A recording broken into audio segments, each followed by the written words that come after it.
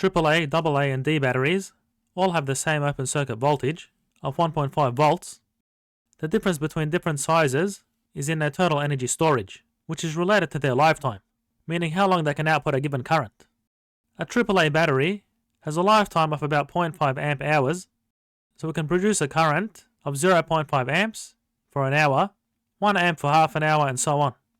While a D battery has a much larger lifetime of 10 amp hours.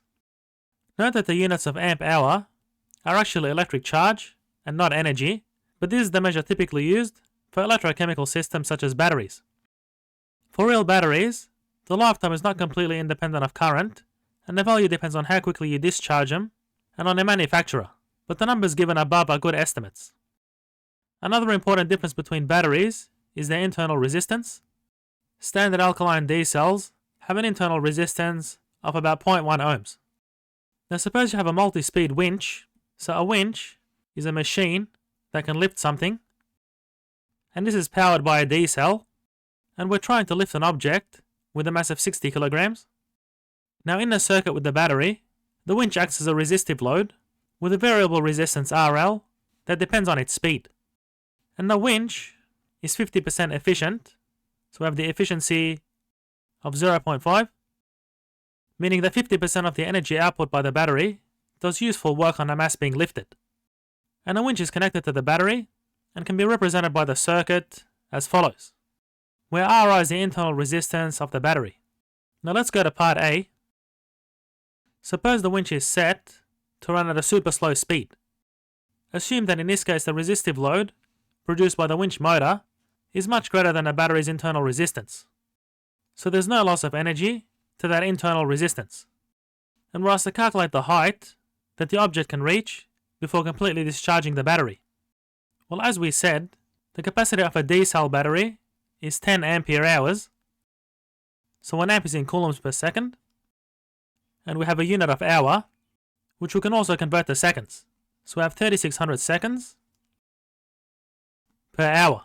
So the capacity multiplied by the time gives the charge delivered by the battery in coulombs, and we multiply that by the voltage of the battery, so that's also given, which is 1.5 volts or 1.5 joules per coulomb.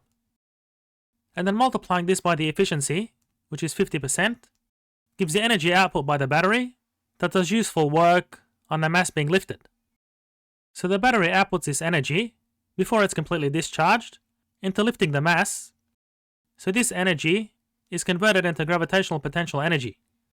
So we're lifting a mass of 60 kilos, multiplied by gravity, and multiplied by the height that the mass is lifted. So if we solve for the height, we get a height of 45.9 meters before completely discharging the battery. Now let's go to part B. Calculate the value of the load resistance that maximizes the power delivery by the battery. So the power, or the power delivered by the battery, is equal to the current by the voltage, and using Ohm's law, the voltage is the current by the resistance, so that'll be I squared by RL, and as we can see, the current is the voltage over the internal resistance plus the load resistance.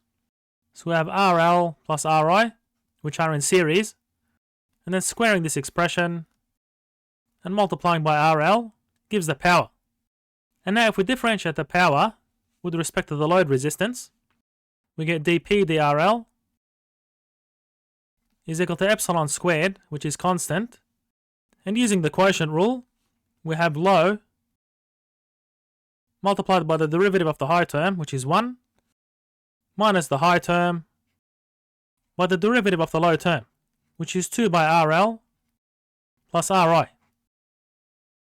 And that's divided by the square of the low term.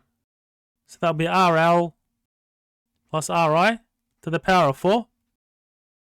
So if we set this derivative to 0 and multiply through by this term and divide through by this term, and then dividing through by this term, we get 0 is RL plus RI minus 2RL. And solving this equation, the load resistance is equal to the internal resistance of the battery to maximize the power delivery by the battery. And now we'll go to part C. The battery lifts the object at the fastest rate when it delivers the maximum power to the winch. What is Vmax being the fastest lifting rate? Well, as we saw, we wrote the power was epsilon squared on RL plus Ri squared by RL, and the maximum power was when a load resistance was equal to the internal resistance of the battery. So we have Pmax is equal to epsilon squared by Ri on 2Ri squared, so we get 4Ri in the denominator. So the electric power is converted to mechanical power to lift the mass, and the mechanical power is the mass by the gravitational acceleration by the speed at which the mass is lifted. So we set the mechanical power to the electric power, so the voltage of the battery was 1.5 and the internal resistance was 0.1 ohms. And recall that only 50% of the energy is used to lift the mass, and power is the rate of work, so we just multiply by the efficiency on the right hand side.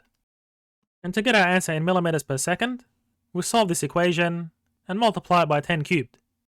So that gives 4.78 millimeters per second. And now we'll move on to part D.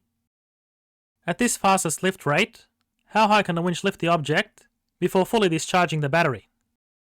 So the capacity of the battery in amp hours, so that was 10 amp hours,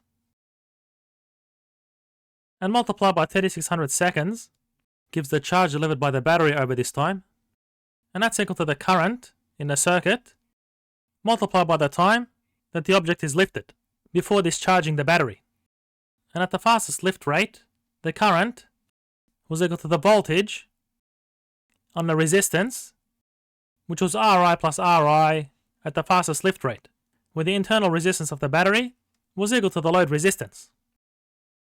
So if we turn this equation around for the time, we get 10 amp hour by 3600 seconds by 2 by the internal resistance of the battery on 1.5 volts. So that's the maximum time that the object is lifted before the battery is fully discharged. So that gives 4800 seconds. And the maximum height is equal to the maximum speed by the maximum time. So we already calculated the maximum speed, which will convert to meters per second. So what we get is H max is 4.78 by 10 to the minus 3. So that's meters per second by 4800 seconds, which is 22.9 or 23 meters.